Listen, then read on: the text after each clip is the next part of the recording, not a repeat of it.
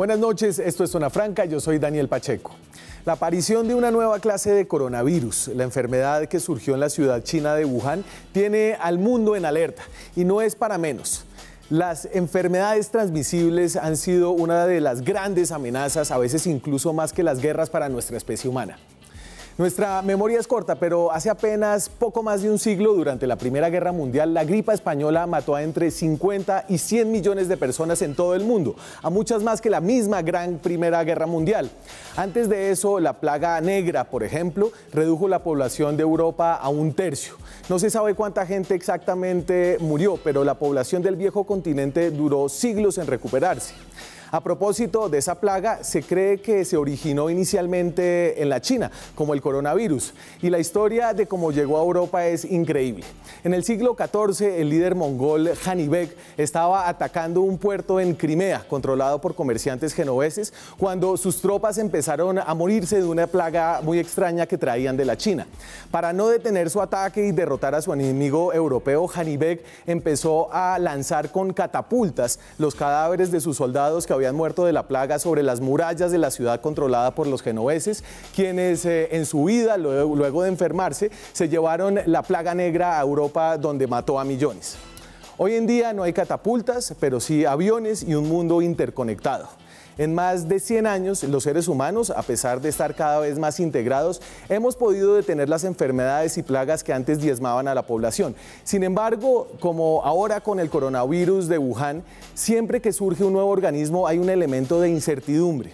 Esta nueva versión parece haber surgido del mercado de Wuhan, donde se venden todo tipo de animales domésticos y silvestres. Las primeras sospechas apuntan a que el origen del coronavirus salió de una sopa de murciélago muy popular en esa ciudad.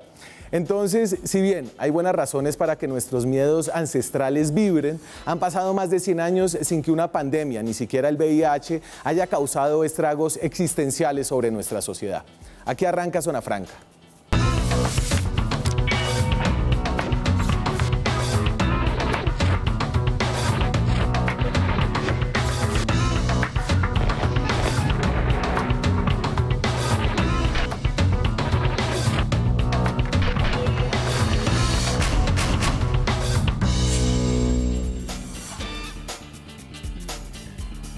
Y esta noche tengo el gusto de estar acompañado de las especialidades claves de la medicina, creo, para entender lo que está pasando, para temperar miedos, para tener más información y entender cómo debemos temer y no temer sobre lo que está pasando en el mundo con el coronavirus. María Fernanda Gutiérrez es médica viróloga. ¿No es médica? Yo soy bacterióloga. Bacterióloga. Ah, ok. O sea, usted no tiene que, para ser virólogo, uno no tiene que ser médico antes. Yo tengo un doctorado en virología. Ah, bueno, es doctora, no sí, médica. Exacto. Es doctora en virología, da clases en la Universidad Javeriana. Sí. ¿Y qué más? ¿Cómo está? Muy bien, muchas gracias. Ahorita hablamos de qué es la virología para que la gente vaya entendiendo. Con mucho gusto. Otra de las especialidades claves en este tema es la infectología. El profesor Jorge Cortés de la Universidad Nacional es infectólogo. ¿Y usted es médico? Sí, yo soy médico. Ah, bueno, ya me... ¿Cómo está? Muy bien, muchas gracias. Gracias por volver por aquí a tratar de darnos más información. Y Luis Gonzalo Morales es experto, es médico, es experto en salud pública y fue el secretario de Salud de Bogotá en la pasada administración de Peñalosa y había sido secretario de Salud de Bogotá también en la anterior administración. Gracias por estar por aquí. Ya de civil. Claro, de civil. Buenas noches. Un saludo a todos. Me imagino que ya tiene tiempo de mirar prensa, por supuesto, de volverse a empapar. Me queda tiempo de volver a leer. Y entonces, a ver, yo tengo aquí un ABC muy sencillo de los que están rotando por acá. No tengo, muchachos, esa pantalla. Si quieres poner el ABC. Perfecto. Ahí vamos.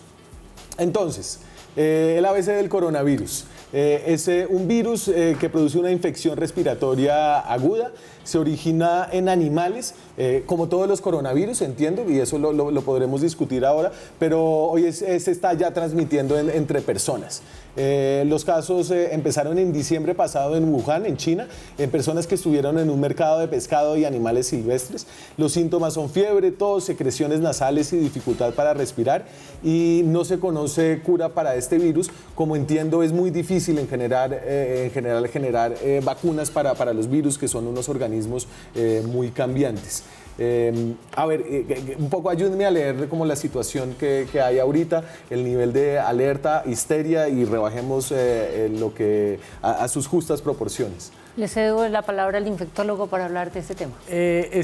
Los coronavirus son virus prevalentes en la naturaleza, tanto en animales como en seres humanos. De hecho, una buena proporción de las infecciones respiratorias que suceden en el día a día pueden ser producidas por coronavirus. Incluso nuestro grupo ha detectado coronavirus circulando en Bogotá y en otras ciudades de Colombia desde hace mucho tiempo.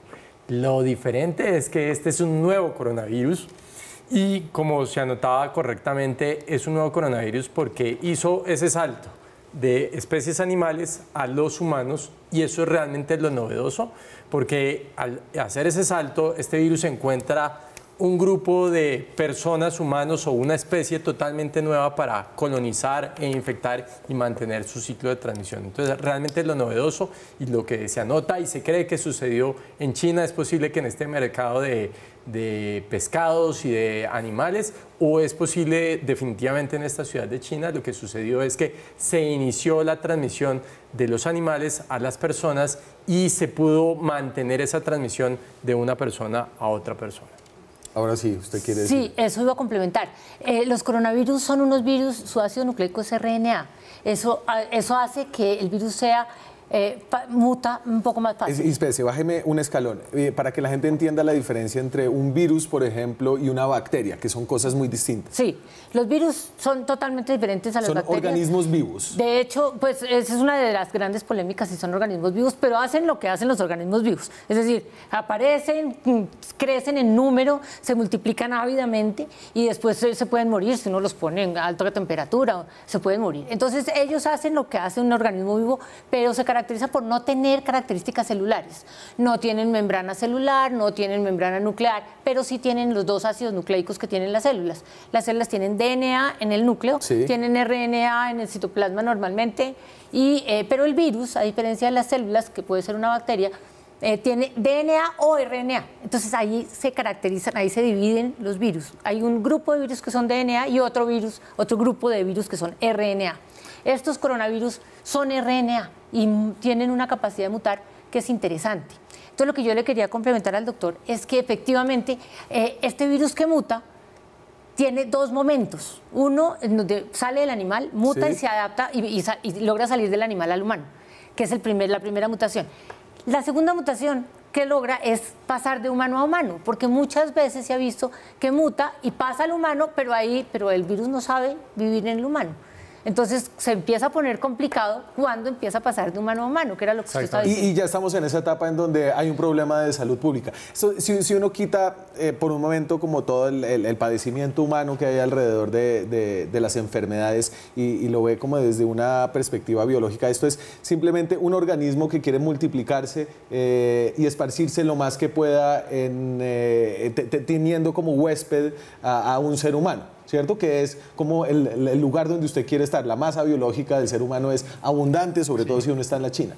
Sí, así es. Efectivamente, el primer caso que se reportó, 31 de diciembre, se reportó en este mercado. Y en un principio se pensó que eso estaba focalizado al mercado únicamente, porque se sabía del coronavirus, como lo dice el doctor Jorge, se transmite de animales a humanos, y que no iba a pasar de ahí. Luego aparece un caso en Tailandia, luego empiezan a aparecer en otros lugares y ya, entonces se sospecha, todavía no está confirmado y ustedes me corrigen, que haya una transmisión humano a humano y que se pueda transmitir a través de la tos, pero se sospecha que ya hay una transmisión entre humanos. Digamos que eso es parte de lo interesante de estas epidemias, es como esto sucede muy rápidamente y como mencionaba la doctora, esos pasos críticos pueden darse o darse no tan eficientemente y en el camino ir cambiando para adaptarse. Eso es justamente lo que logra la mutación,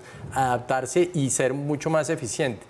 En la literatura científica en este poco tiempo se ha reportado una familia en la cual hubo transmisión dentro de la familia, incluso a miembros de la familia que no habían viajado al sitio inicial donde había estado.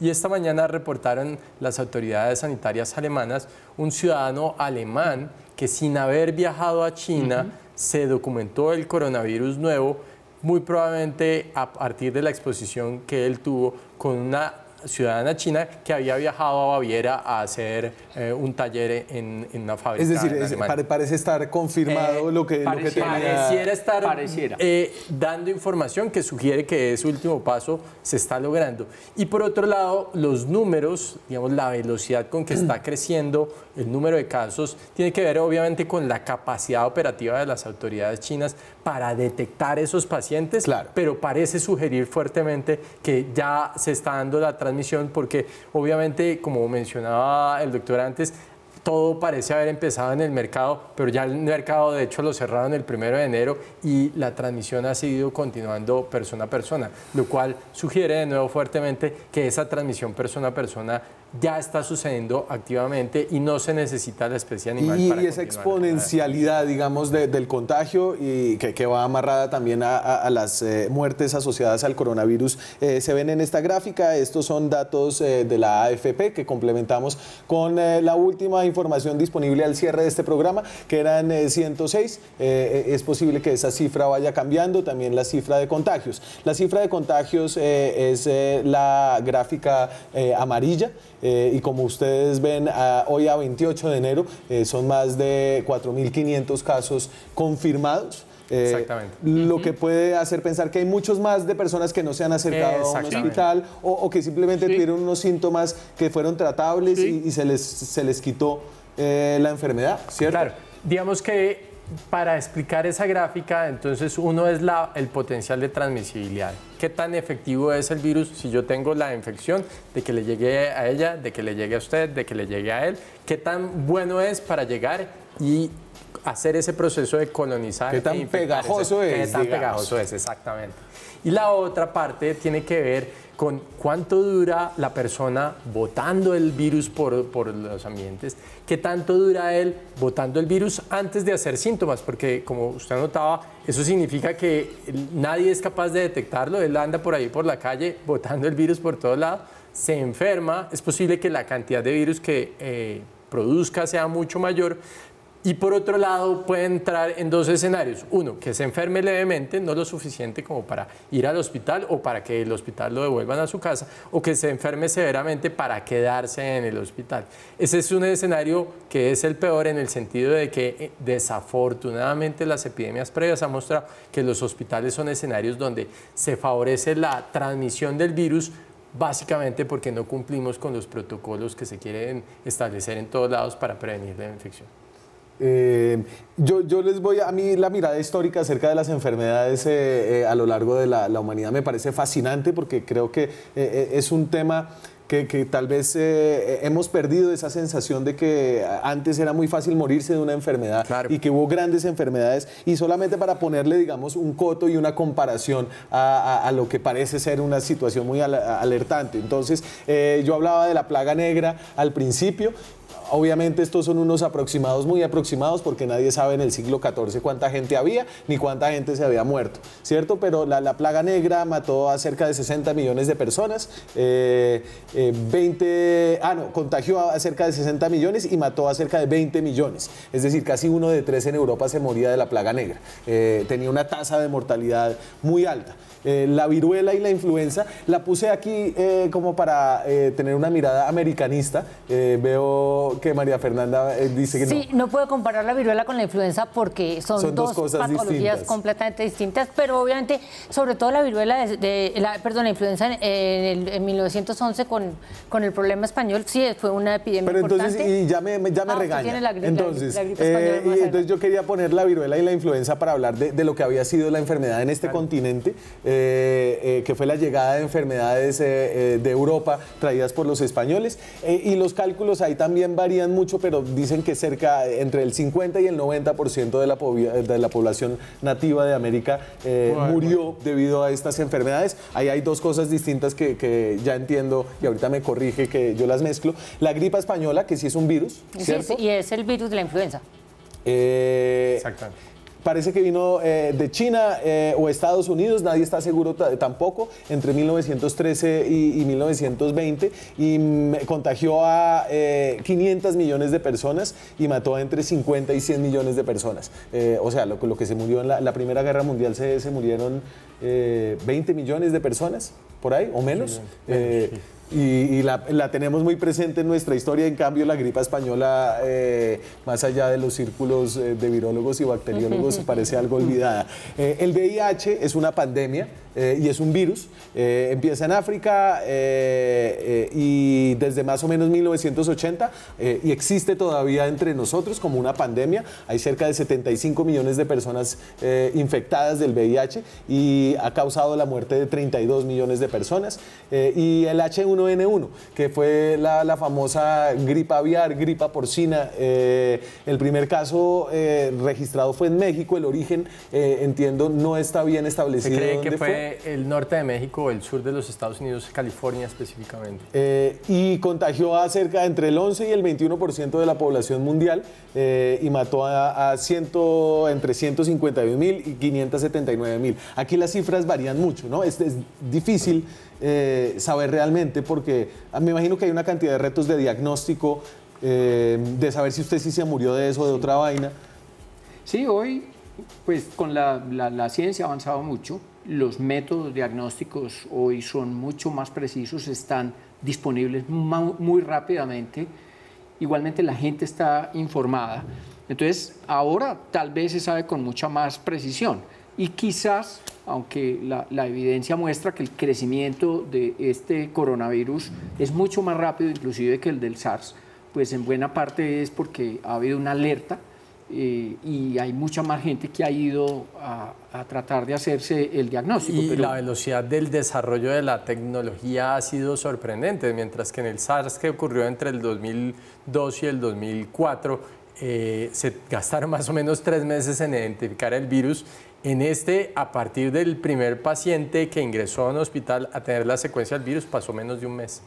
Pero Luis Gonzalo, si yo llego con una gripa aguda a la clínica y me muero, pues en el mundo se muere cerca de 500.000 de personas al año de gripa, de gripa a gripa, y llega alguien con coronavirus y se muere. Aquí, ¿en cuánto tiempo podría una autoridad sanitaria determinar si sí me morí de gripa normal o coronavirus? Yo creo que ese es parte del avance ahora y es la vigilancia epidemiológica. Y es parte de las recomendaciones que se hacen ahora. Todavía hay muchas cosas que no son del todo concretas con este coronavirus y lo que se pide es que haya una vigilancia epidemiológica, especialmente en los casos de las infecciones graves. Una vigilancia epidemiológica permanente para hacer pruebas de laboratorio, diagnosticar qué tipos de virus o qué tipos de gérmenes están produciendo estas infecciones graves. Eso se viene haciendo de manera permanente, no es que se esté haciendo ahora, desde hace mucho tiempo ya se viene haciendo de manera regular.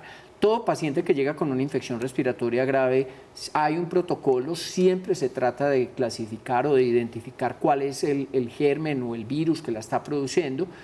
Y eso ha permitido en estos casos diagnosticar muy rápidamente, como ocurrió en China.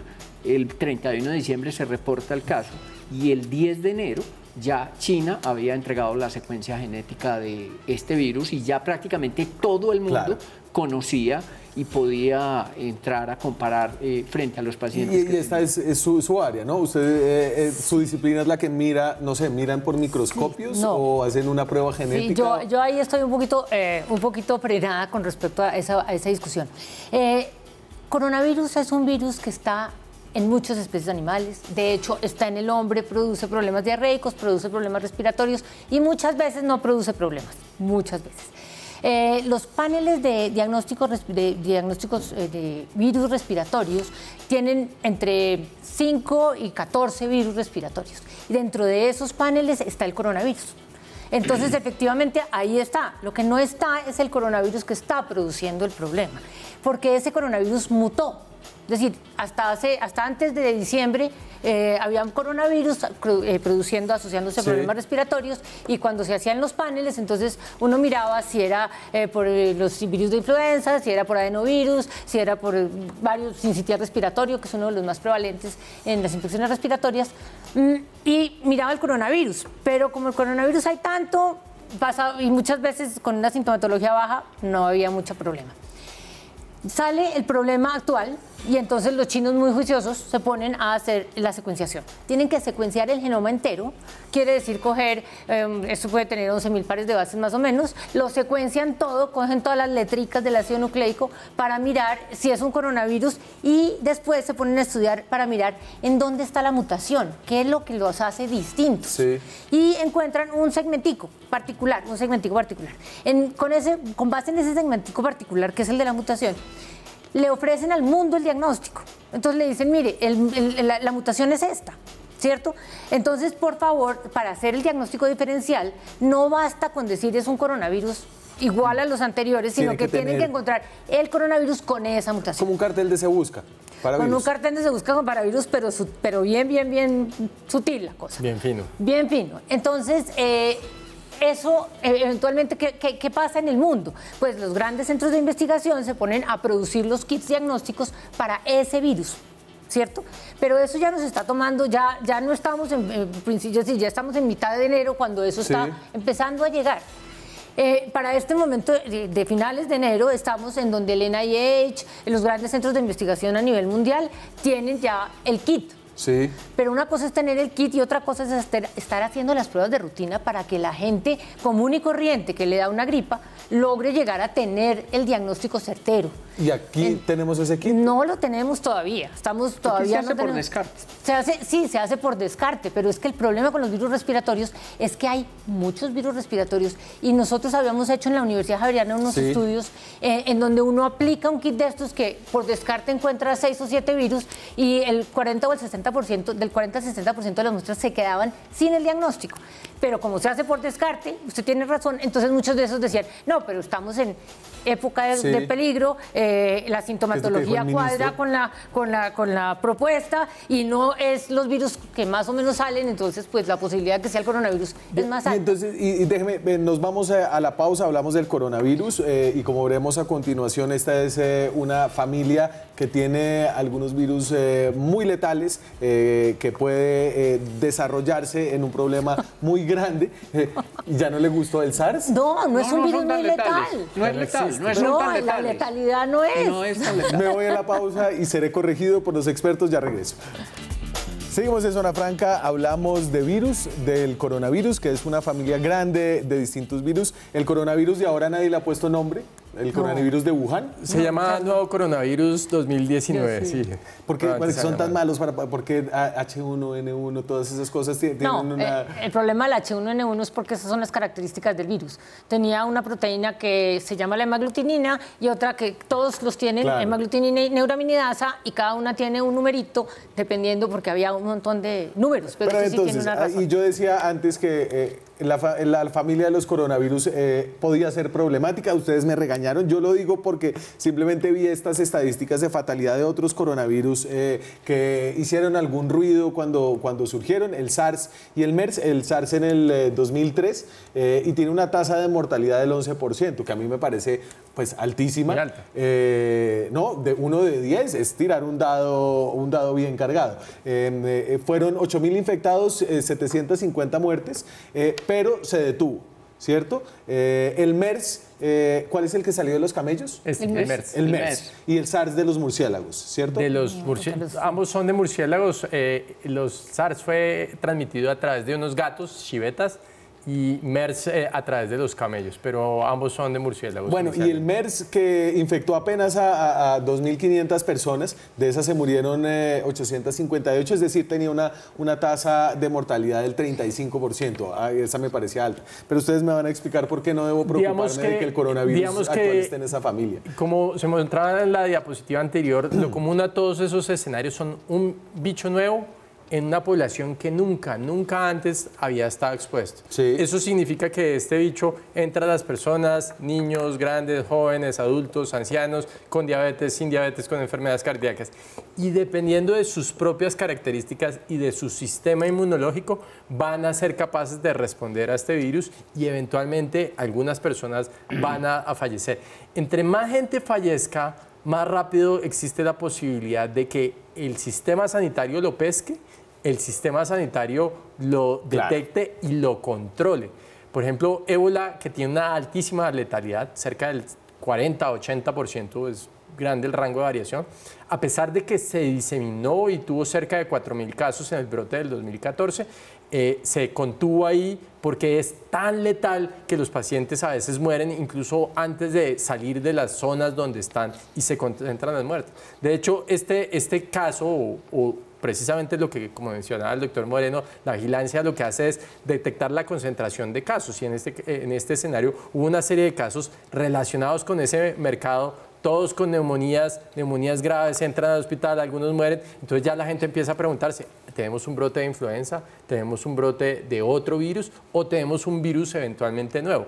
Como decía la doctora, buscan los virus conocidos y si no hay un virus conocido, empiezan a buscar qué es lo que está pasando. Los virus más inteligentes, es decir, son los virus menos inteligentes en el sentido de poder diseminarse más en la población, son los virus menos mortales, digamos, los virus... No necesariamente. No necesariamente, pero es una estrategia muy útil desde la perspectiva evolutiva. Nos hacemos pasito. Entonces, yo persisto, quizás solo provoco una gripa, me transmito a miles de millones de personas y como es una gripa, pues probablemente el individuo no muere y fácilmente mantiene todo su ciclo hasta que llega otra persona y otra persona y otra persona y otra persona y otra persona. Y son muy exitosos. De hecho, mientras que la influenza H1N1 de 1912, 1915, 1917 tuvo una altísima letalidad, la gripa española, ese mismo virus 80 años después tenía una mortalidad considerablemente más baja porque ya la población que era susceptible o que estaba más grave se murió y los que quedan somos los que somos capaces de resistir porque genéticamente hemos heredado esos genes para poder resistir. Hace parte de la evolución. No, yo tengo un poquito de opiniones distintas porque la discusión va a que los virus, esto es un problema de todos. Entonces aquí hay un problema de virus, de medio y de huésped. El virus que cambia o que aparece nuevo tiene diferentes capacidades de adaptarse al ambiente. Sí. El adaptarse al ambiente, los virus son parásitos intracelulares obligados. Eso quiere decir que necesitan de células para poder multiplicarse. Y la siguiente pregunta es, bueno, ¿por qué vienen? Ellos vienen porque ellos son parte de nuestro mundo. Ellos vienen a multiplicarse, vienen a vivir su ciclo normal. A vivir y reproducirse, claro, que es lo que todo bicho, exacto, incluyendo nosotros, quiere hacer. Sí, para reproducirse necesita de una célula y si la célula que puede entrar es la nuestra, pues eso es un problema que es más nuestro y es de nuestra respuesta inmune, ser capaz de reaccionar. Entonces, el virus aporta su capacidad de virulencia, pero la aporta simplemente para poderse multiplicar. Nosotros aportamos una respuesta inmune que cuando no hemos conocido ese virus, pues está cero, tiene que empezar a aprender. Nos vamos a demorar un tiempo en aprender y ese tiempo en aprender se va a permitir infectarnos más, que es lo que está pasando ahorita. La gente se está infectando porque no conoce, su sistema inmunológico no conoce ese virus, ¿cierto? Entonces, el virus tiene una capacidad de multiplicarse, X, el huésped tiene una poca capacidad de respuesta, ¿cierto? Y el medio le está favoreciendo. En China las cosas son un poquito más fáciles porque hay unas condiciones de hacinamiento, hay unas condiciones que pues, no tenemos tan claras si son las de higiene, si son las de hacinamiento. No, pero estamos en invierno, entonces las condiciones de transmisión de virus en invierno se favorecen por la concentración de la gente, la migración de las personas, etcétera, etcétera. Pero entonces, yo sé que hay una cantidad de incertidumbre alrededor de lo que puede pasar, pero hay indicadores de nerviosismo a nivel global, y no digo solamente las noticias y los medios y nosotros aquí hablando de esto, hablo de las bolsas, por ejemplo, el Dow Jones, que es el índice industrial de Estados Unidos, se bajó 500 puntos, que es una caída enorme. Hay algo que inicialmente en esta etapa están viendo los profesionales de salud pública, los expertos, que los hace tener alguna precaución especial. Bueno, siempre hay que tener precauciones y hay que, como se recomienda, intensificar la vigilancia epidemiológica. Nosotros rutinariamente todos los años hacemos tipificación de las infecciones respiratorias, de cuáles son quiénes las causan, para poder mirar cómo van a evolucionar. Pero sin ninguna duda que todas estas medidas para tratar de detectar rápidamente los casos, los contactos, aislarlos y hacer el control, porque todas estas infecciones pues tienen dos problemas básicos. Uno es la letalidad, o sea, cuántas muertes son capaces de producir, y hay unos con una alta letalidad, otros con letalidad baja. Pero hay otros, como en este caso y el SARS, que tienen una capacidad para multiplicarse rápidamente, afectar una gran cantidad de población y llegar a producir entonces un impacto, digamos, sobre la fuerza laboral, sin que necesariamente sean infecciones muy letales. No matan mucha gente, pero sí generan un impacto por la infección respiratoria aguda. Y el objetivo aquí sí debería ser contener eso. No es como la influenza que es incontenible, es decir, está ahí y solo lidiamos un poco. En este momento el objetivo va a ser tratar de controlar la infección, y es lo que están tratando de hacer OMS y la Organización Mundial de la Salud, es tratar de que eso no salga de China y se mantenga en China. Y digamos que el antecedente de éxito fue justamente el SARS, porque el SARS, a pesar de que alcanzó incluso a salir de China, el SARS también se originó en China, fue a Hong Kong y fue a Canadá y a otra serie de países, fue posible contenerlo en esos países localmente. Cerraron hospitales, cerraron instituciones, cerraron sitios para evitar que él se contuviera. Pero el SARS, por eso están construyendo un hospital nuevo, ¿es para tenerlo ahí después? No, es para atender los potenciales enfermos, pero digamos que el objetivo en este momento es tratar de contener la epidemia. Si eso no se logra en las próximas semanas a meses, la epidemia se va a diseminar por todo el resto del mundo y el escenario va a ser cambiante. Ya no va a ser contener la epidemia, va a ser incontenible, va a ser mitigar el efecto de dicha epidemia sobre las poblaciones humanas expuestas a eso. Sí.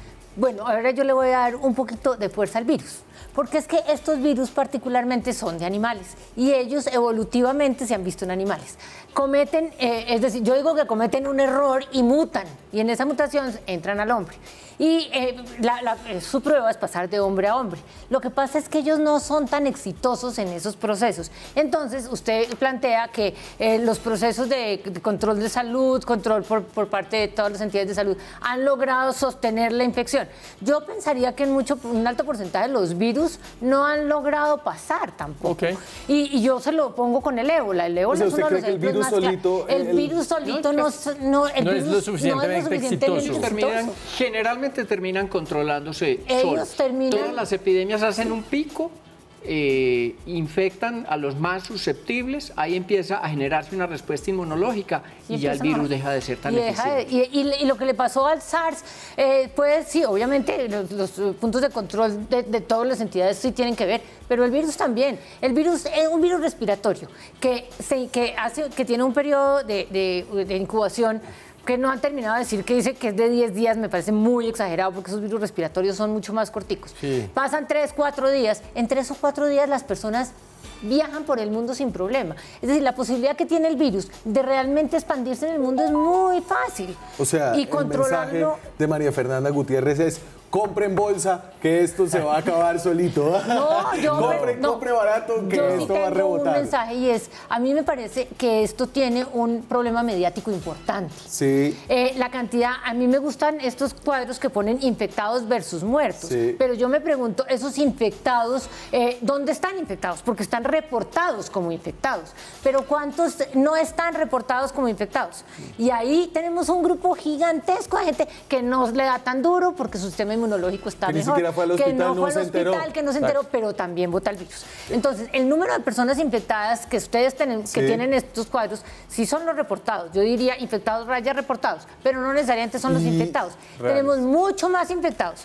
Entonces, en ese momento, el índice de letalidad o de mortalidad baja fuertemente. Entonces el número ya no se... Entonces, ¿a dónde voy yo? A que tenemos un problema mediático que es muy importante. Y a mí me parece que la razón, y la razón por la cual yo acepté feliz venir a este rato... para darnos palos. No, Muy no es bien. para darnos palos, es para decir, es una infección por un virus que él está haciendo lo que él buenamente sabe hacer, pero él no viene a matarnos. No, no, él no no, de forma acuerdo, parte de los que salen en las películas Outbreak. de... Sí, virus letal, mata a la población, El muérase ya. apocalipsis. Eso no es. Me tengo que ir a la pausa. Seguimos hablando sobre este coronavirus que aún no tiene nombre. Obviamente nadie, ni los wuhaneses, quieren que se llame el coronavirus de Wuhan. Ya regresamos. Seguimos en Zona Franca. Esta noche hablamos del coronavirus. Virus y pandemias y amenazas de pandemias hemos tenido ya en el pasado. En el 2009, y esa fue la de la H1N1, que nos dejó uno de los primeros momentos virales en redes sociales que ha tenido este país y que hoy recordamos a propósito de este coronavirus. Esto es Enredados.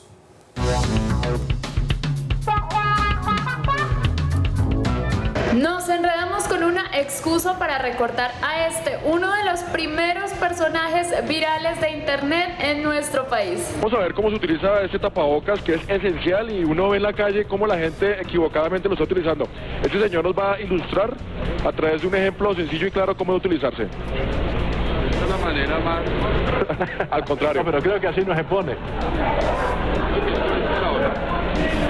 La verdad es que nos confundió un poco más. Esa puede ser una opción, como lo está haciendo el señor. Finalmente está tapando nariz y boca. Esperamos que ante esta crisis del coronavirus todos sepamos ponernos un tapabocas. Nos vemos mañana con más Enredados.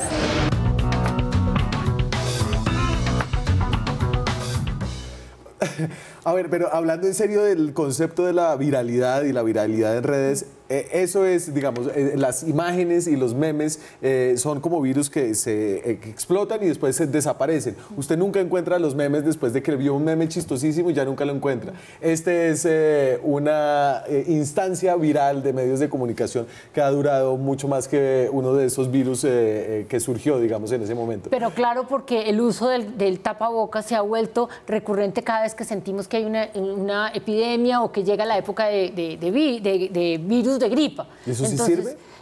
Eso sirve si se usa bien. El problema es que el uso bien de un tapabocas estorba. Yo no sé si ustedes lo han intentado. ¿Pero qué es usar? O sea, ¿cómo así? ¿Qué es usar pues, bien mire, un lo que no tapabocas? es ponérselo, quitárselo, ponérselo, bajárselo, subírselo, ¿no? Y después lo pone en el escritorio y alguien me pasa, una historia es que llegó alguien y dijo, ay, voy para donde no sé quién que tiene gripa, présteme su tapabocas. No, entonces eso es decir, uno dice, pero No, entonces... los tapabocas han demostrado Ayudan, en ayudan. estudios Claro, clínicos que ayudan bien disminuyen la puestos. probabilidad de Disminuyen. adquirir la infección, porque muchas de estas infecciones virales se adquieren a través de que el virus logre llegar a la nariz, la boca y esta área. El problema, como dice la doctora, es que eso debe ir acompañado de higiene de manos, porque si yo toco el paciente, toco el virus, estornudo o alguien estornuda, saluda a alguien y luego me toco la boca, no importa que yo tenga el tapabocas, no estoy logrando el efecto que justamente Mire, ese tabaco hay un produce. estudio muy lindo de un grupo de personas aquí en Bogotá que miraron cómo se comportaban los tubos del Transmilenio. Porque la gente viene con el tapabocas, se agarra el tubo del Transmilenio, ¿cierto? Y después se quita el tapabocas y se rasca la nariz. Entonces uno empieza a pensar, bueno, los virus que son de vías respiratorias son de vías respiratorias. Yo si me los como no me infecto. Entonces, en principio, si yo cojo una manzana y después me como la manzana y el virus respiratorio la cogí, no, Sí. por ahí no es. Lo que pasa es que uno no puede garantizar que no haya aerosoles y los aerosoles sí son infecciosos. Entonces, coger la mano, la boca, el tubo, pues por esa propuesta es que hay que lavarnos las manos. La propuesta de lavarse las manos está muy bien, la propuesta de estar bien nutrido está muy bien, la propuesta de hacer deporte que activa el sistema inmunológico y que mantiene altos los niveles de capacidad de respuesta, eso está muy bien. Pero, y ahorita hablando sobre lo que la respuesta mediática, y yo entiendo que hablar de esto es solamente poner el tema, es problemático, reportar una muerte es problemático. En estos días murieron, entiendo que 3 niños en el Bajo Audó chocuano por un virus o por una enfermedad, y obviamente no están en las primeras planas como si está el coronavirus. Y usted decía, Luis Gonzalo, que hay otros intereses detrás de cómo se esparcen estas noticias y cómo se generan como estas alertas globales. Pues claro, pues esto igualmente pues genera un golpe sobre la economía, por un lado. Sí. Esta provincia china, que tiene más de 42 millones de habitantes, pues van a tener un impacto enorme sobre su economía. Pero igualmente, en torno al miedo que se genera, pues surgen, digamos, nuevas, digámoslo así, oportunidades de negocio, crear vacunas, nuevas vacunas, hablar de determinados medicamentos que pueden o no pueden servir. Pues hasta ahora lo claro y lo que hay que decir es no hay ninguna vacuna que sirva, ni conocida, y tampoco hay ningún medicamento para este coronavirus. Hablemos un poquito de China y de cómo ha sido, es decir, por un lado, uno tiende a pensar que en China hay mucha gente, entonces es un lugar ideal para que esto se esparza, pero por otro lado, este es un gobierno comunista que puede cerrar una ciudad de 11 millones de personas y decirle nadie sale y nadie entra de esta ciudad, y obviamente no hay tutelas, no hay corte constitucional, no hay oposición política que pueda decir esto es desmedido. Les voy a poner aquí una cita muy corta del presidente chino, de Xi Jinping, uno de los hombres más poderosos del mundo, de los que casi no escuchamos hablar por aquí en Occidente.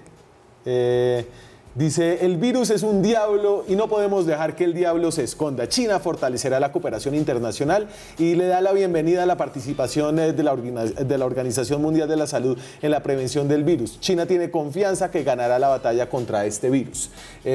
Y por otro lado, por ser un país comunista, pensaría uno que tal vez esconde información que no es clara, que no es transparente, que no es accesible para organismos internacionales. ¿Ustedes cómo han visto que ha sido la respuesta?